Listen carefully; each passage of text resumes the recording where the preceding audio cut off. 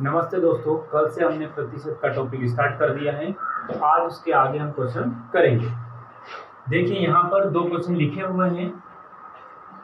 किसी वस्तु के भाव में पहले 20% की वृद्धि होती है, फिर 20% की कमी होती है, तो वस्तु के भाव में क्या परिवर्तन होगा? वस्तु के भाव में क्या परिवर्तन होगा, प्रतिशत में क्या परिवर्तन होगा? हम लोग देखते हैं सवाल को। मैंने आपको क्लास में कई बार बताए हैं कि आपको जब भी क्वेश्चन मिले इस प्रकार के वृद्धि और कमी के, तो हम लोग 100% से इसको तुलना करके चलेंगे। यानी कि हमारी वस्तु 100% है और वस्तु का भाव 20% बढ़ेगा, वृद्धि होगी तो 120% हो जाएगा।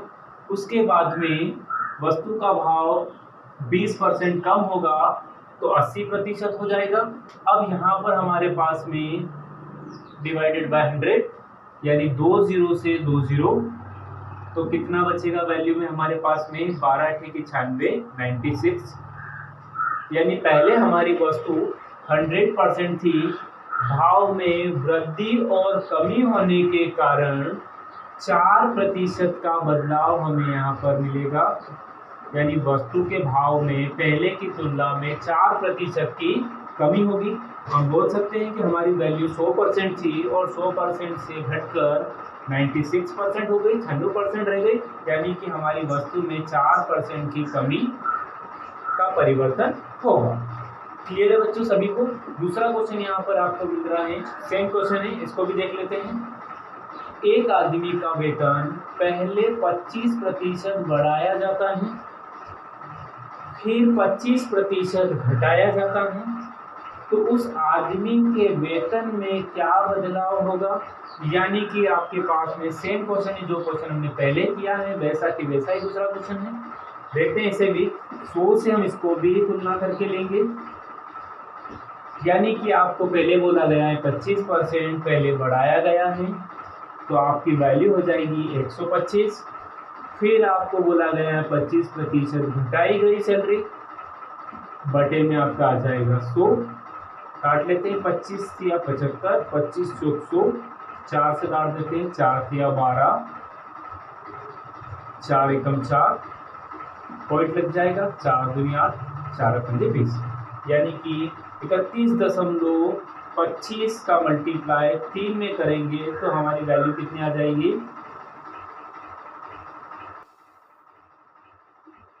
5 या 15 का 5, 1, 3 दूना 6 और 1 7, पॉइंट लग जाएगा, 3 एकम 3 और 3 की 9। यानी कि आपकी वैल्यू होगी 93.75। तो पहले आपके पास में वैल्यू 100% थी, अब कितनी बची? 93.75% बचा हुआ है। यानी कि हमारे आदमी के वेतन में कितने प्रतिशत का बदलाव होगा? तो आ जाएगा आंसर आपका 6.25% का बदलाव होगा। यानी कि हमारे व्यक्ति के वेतन में 6.25% की कमी होगी। समझ में आया दोस्तों आप लोगों को सभी को? आगे और क्वेश्चन करते हैं। दोनों क्वेश्चन आप उतार लीजिए, देख लीजिए, अच्छे से पढ़ लीजिए, उसके बाद हम आगे करेंगे। अब हम आगे जनसंख्या पर आधारित प्रश्न करेंगे। यहाँ पर एक प्रश्न लिखा हुआ है बोर्ड पर, एक शहर की जनसंख्या प्रति वर्ष 10% कम होती है। यदि वर्तमान में शहर में जनसंख्या 1 लाख हो तो 2 वर्ष बाद और 3 वर्ष बाद जनसंख्या कितनी होगी? तो यहाँ पर हमारे पास में अभी वर्तमान में जनसंख्या 1 लाख है, ठीक है, और हर वर्ष कमी कितने परसेंट की हो रही है? 10% की कमी होती है। तो मैंने आपको कल बताया था कि परसेंट वाली वैल्यू को भिन्न में कैसे कन्वर्ट करेंगे। परसेंट के बटे में आ जाएगा आपका 100, तो वैल्यू आ जाएगी आपके पास भिन्न खुल के आ गई, प्रतिशत बदल के आएगा आपका भिन्न में 1/10। यानी कि आपके पास में हर वर्ष कमी कितने की होगी? 1 की होगी। वर्तमान में आपकी वैल्यू कितनी होगी? 10 होगी।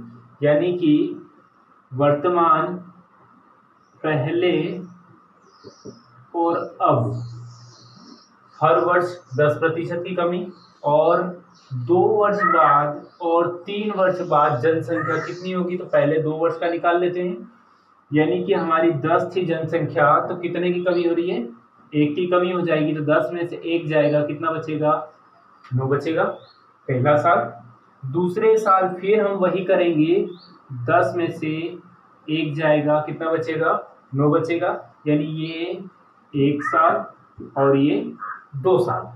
तो हमारे पास पहले जनसंख्या 10 का 10 में गुणा करेंगे तो आ जाएगा 100, 9 का 9 में गुणा करेंगे तो आ जाएगा 81।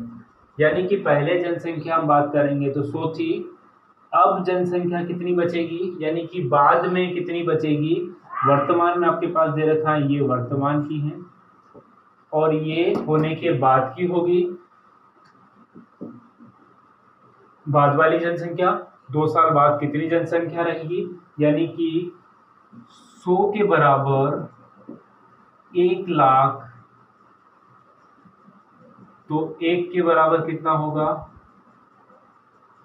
1000, तो 81 बचेगा आपके पास बाद में, तो मल्टीप्लाई 1 के बराबर 1000, तो 81 के बराबर कितना हो जाएगा, 81,000 जनसंख्या 2 साल बाद शहर में बचेगी। हर वर्ष 10% की जनसंख्या में कमी होगी, तो 1 लाख से जनसंख्या कम होते होते 2 साल में 81,000 जनसंख्या बचेगी।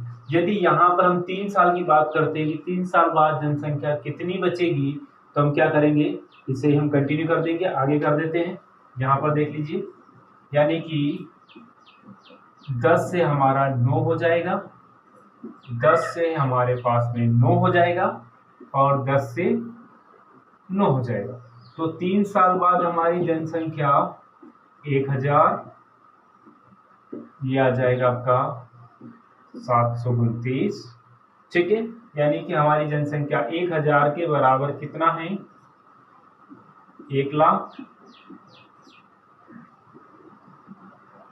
40 से 40, यानी 1 के बराबर, सॉरी 3 0 आएगी, 3 0 से 3 0, तो 1 के बराबर 1000, 1 के बराबर 100, सॉरी 1 के बराबर 100 होगा, और 1 के बराबर 100 होगा, 100 का मल्टीप्लाई हमको 729 में करना है, 729 मल्टीप्लाई 100, यानी कि 3 साल बाद शहर में कितनी जनसंख्या बचेगी, तो आंसर होगा आपका 72,900 जनसंख्या 3 साल बाद शहर में बचेगी। यानी कि पहले वर्तमान में यानी 1 लाख जनसंख्या थी, 2 साल बाद हमारी 81,000 जनसंख्या बचेगी और 3 साल बाद 72,900 जनसंख्या शहर में बचेगी।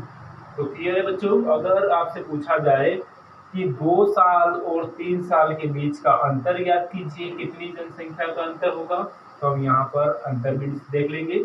ये 72,900 है, ये 81,000 है, यानी कितने का अंतर आ रहा है यहाँ पर,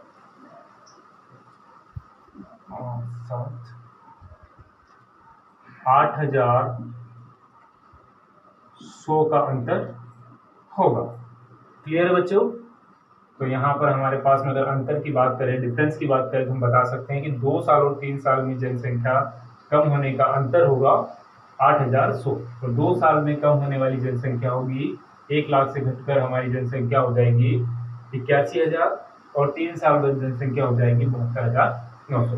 ठीक है दोस्तों, आगे हम कल करते हैं।